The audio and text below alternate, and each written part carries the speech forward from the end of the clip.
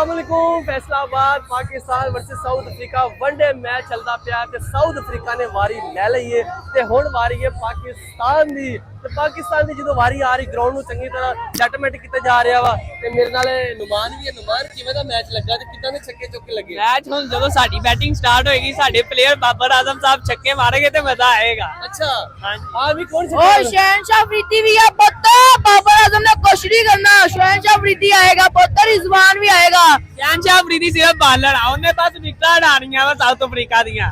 पुत्र नहीं है नहीं शहनशाह अफरीदी आएगा। बाबर आजम भाई आउट होने वाला बंदा वा। नहीं नहीं बाबर आजम जीतेगा। बाबर आजम आज बाबर आजम 0 ਤੇ ਆਊਟ ਹੋ ਗਿਆ भाई जो कहोगे वो करांगा। भाई बरगा शर्त लग गई मैं तेरे को रोटी खा रही हूं मैं तेरे पहले बर्गर बरदी शर्त लाग गई बाबर आजम जिंदाबाद। बाबर आजम जिंदाबाद। शहनशाह अफरीदी जिंदाबाद। पता ना देखी जाएगी मैच के एंड में।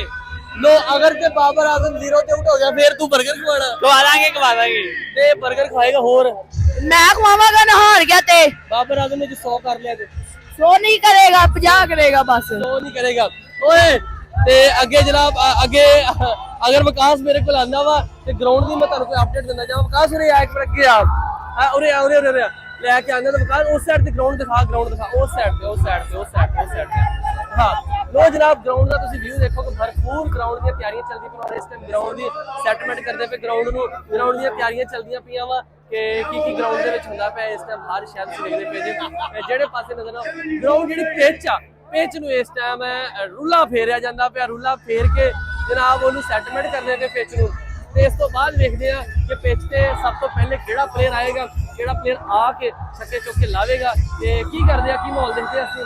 ਲੇਕਿਨ ਰਸ਼ ਤੁਸੀਂ ਦੇਖੋ ਕਿ ਪੂਰੇ ਗਰਾਊਂਡ ਦੇ ਵਿੱਚ ਕਿੰਨਾ ਰਸ਼ ਆ। ਓਏ ਇੰਨਾ ਰਸ਼ ਮੈਂ ਕਹਿੰਦਾ ਕਦੀ ਦੇਖਿਆ ਨਹੀਂ ਸੀ ਜਿੰਨਾ ਰਸ਼ ਅੱਜ ਗਰਾਊਂਡ ਦੇ ਵਿੱਚ ਹੈ ਵਾ। ਤੇ ਇਹ ਜਨਾਬ 1 ਨੰਬਰ ਗੇਟ ਆ ਜਿੱਥੇ ਟੀਮਾਂ ਬੈਠੀਆਂ ਹੋਈਆਂ ਵਾ। ਲੋ ਜੀ ਟੀਮਾਂ ਦੀ ਤੁਹਾਨੂੰ ਗੱਲ ਕਰੀਏ ਤੇ ਟੀਮਾਂ ਸਭ ਤੋਂ ਪਹਿਲੇ ਤੁਸੀਂ ਦੇਖੋ ਟੀਮਾਂ ਇੱਥੇ ਟੀਮਾਂ ਬੈਠੀਆਂ ਆ ਜੀ। ਪਾਕਿਸਤਾਨੀ ਟੀਮ ਉਸ ਸਾਈਡ ਤੇ ਬੈਠੀ ਹੋਈ ਆ। ਸੇਮ ਮੈਂ ਤੁਹਾਨੂੰ ਕਿਹਾ ਸੀ ਇਮਰਾਨ ਖਾਨ ਇਨਕਲੋਜ਼ਰ ਤੇ ਪਾਕਿਸਤਾਨੀ ਟੀਮ ਹੋਏਗੀ ਔਰ ਜਿਹੜਾ ਦੂਸਰਾ ਹੋਏਗਾ ਉਹਦੇ ਵਿੱਚ ਸਾਊਥ ਅਫਰੀਕਾ ਦੀ ਟੀਮ ਬਵੇਗੀ ਤੇ ਬਿਲਕੁਲ ਇਸ ਤਰ੍ਹਾਂ ਹੀ ਹੋਇਆ। ਜਿਹੜਾ ਇਮਰਾਨ ਖਾਨ ਇਨਕਲੋਜ਼ਰ ਉਹਦੇ ਚ ਪਾਕਿਸਤਾਨੀ ਟੀਮ ਬੈਠੀ ਹੋਈ ਆ ਤੇ ਜਿਹੜਾ ਦੂਸਰਾ ਅਲ ਕਾਦਰ ਇਨਕਲੋਜ਼ਰ ਆ ਉਹਦੇ ਵਿੱਚ ਸਾਊਥ ਅਫਰੀਕਾ ਦੀ ਟੀਮ ਬੈਠੀ ਹੋਈ। ਜਿੱਦਾਂ ਤੁਹਾਨੂੰ ਮੈਂ ਦੱਸਿਆ ਸੀ ਉਦਾਂ ਹੀ ਆ ਬਿਲਕੁਲ ਕੋਈ ਫਰਕ ਨਹੀਂ ਆ। ਖੈਰ ਲੋਕਾਂ ਦਾ ਇਹ ਦੇਖੋ ਲਾਈਟਸ ਔਨ ਕਰਕੇ ਲੋਕ ਇੰਜੋਏ ਕਰਦੇ ਪਏ ਆ। ਬੜਾ ਮਜ਼ਾ ਆਉਂਦਾ ਪਿਆ ਵਾ। ਅਸੀਂ ਫੈਸਲਾਬਾਦ ਆਏ ਹੋਏ ਆ ਤੇ ਤੁਸੀਂ ਵੀ ਜਨਾਬ ਰਲ ਮਿਲ ਕੇ ਇੰਜੋਏ ਕਰਦੇ ਹੋਵੋਗੇ। ਇੰਜੋਏ ਕਰਨ ਦਾ ਬਹੁਤ ਹੀ ਮਜ਼ਾ ਆ ਰਿਹਾ। ਵਿਕਾਸ ਇੱਕ ਵਾਰੀ ਉਸ ਸਾਈਡ ਤੇ ਦਿਖਾ ਪੂਰਾ ਵਿਊ ਦਿਖਾ। ਵਾਪਸ ਜਾ 0.5 ਤੇ ਜਾ ਤੇ ਜਾ ਕੇ ਦਿਖਾ। ਹਾਂ ਇੱਥੇ ਹੁਣ ਦਿਖਾ ਲੋਕਾਂ ਨੇ ਲਾਈਟਸ ਔਨ ਕੀਤੀ ਔਰ ਬੜਾ ਹੀ ਭਰਪੂਰ ਵਿਊ। ਨਹੀਂ ਇਹਨੂੰ ਖੋਲ ਕੇ ਰੱਖੋ ਕਿਉਂਕਿ ਪਾਕਿਸਤਾਨ ਝੰਡਾ ਖੋਲ ਕੇ ਰੱਖੋ। ਤੇ ਹੁਣ ਸਾਡੇ ਆਉਣ ਵਾਲੇ ਆ ਪਲੇਅਰ ਫੌਰੀ ਆਉਣ ਵਾਲੇ ਆ ਤੇ ਬਸ ਥੋੜਾ ਜਿਹਾ ਸਾਹ ਵਾ। ਵਿਊ ਦੇਖੋ ਕਿੰਨਾ ਖੂਬਸੂਰਤ ਵਿਊ ਆ ਰਿਹਾ ਵਾ। ਲਾਈਟਸ ਔਨ ਕਰਕੇ ਤੁਸੀਂ ਵਿਊ ਦੇਖੋ ਕਿੰਨਾ ਜ਼ਬਰਦਸਤ ਵਿਊ ਆ ਰਿਹਾ। ਕਿਆ ਖੂਬਸੂਰਤ ਵਿਊ ਆ ਔਰ ਖੂਬਸੂਰਤ ਵਿਊ ਦੇ ਵਿੱਚ ਮਜ਼ਾ ਆ ਰਿਹਾ। ਸਾਰੇ ਇੰਜੋਏ ਕਰਦੇ ਪਏ। ਅਸੀਂ ਵੀ ਇੰਜੋਏ ਕਰਦੇ ਪਏ ਤੁਸੀਂ ਵੀ ਇੰਜੋਏ ਕਰੋ ਨਾਲ ਮਿਲ ਕੇ।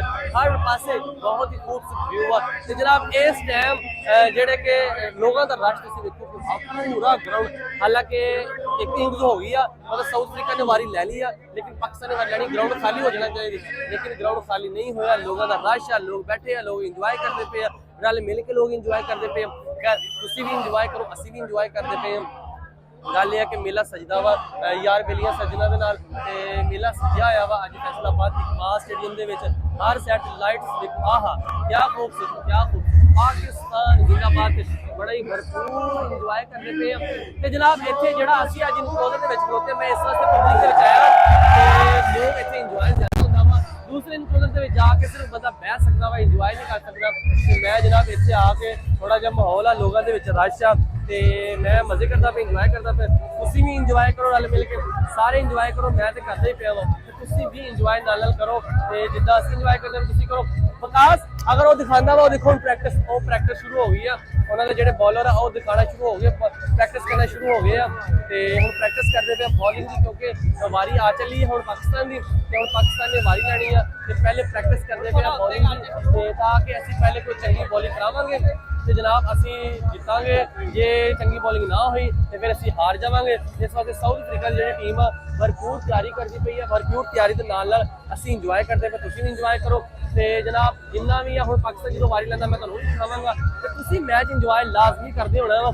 ਟੀਵੀ ਤੇ ਕਰਦੇ ਹੋਵੋਗੇ ਜਾਂ ਫਿਰ ਸਾਡੀ ਵੀਡੀਓ ਦੇਖ ਕੇ ਇੰਜੋਏ ਕਰਦੇ ਹੋਵੋਗੇ, ਸਾਰੇ ਰਲ ਮਿਲ ਕੇ ਨਾਰੇ ਲਾਓ ਤੇ ਸਾਰੇ ਨਾਰਾ ਲਾਓ ਪਾਕਿਸਤਾਨ ਜਿੰਦਾਬਾਦ।